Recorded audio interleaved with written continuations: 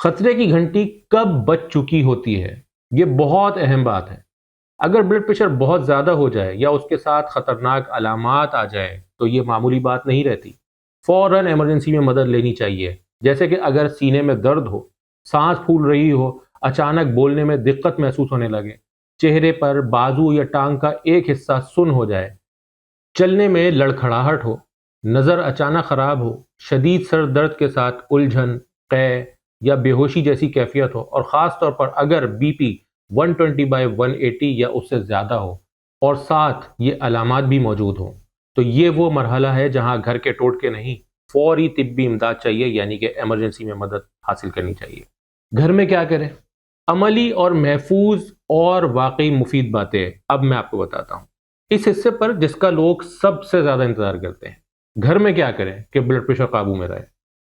Number 1، نمک کم کریں، واقعی کم کریں۔ یہ وہ نصیحت ہے جو سنتے تو سب ہیں مگر مانتے کسی کی نہیں۔ صرف اوپر سے نمک چھڑکنا بند کرنا کافی نہیں، اصل نمک اکثر چھپا ہوتا ہے اچار میں، پاپڑ میں، چپس، نمکو، packed soup, sauces, fast food, processed گوشت، بیکری آئٹمز۔ گھر میں سالن کم نمک والا بنائیں اور زبان کو آہستہ آہستہ اپنی عادت ڈلوائیے۔ شروع میں بے مزہ لگے گا، پھر یہی نارمل لگنے لگے گا۔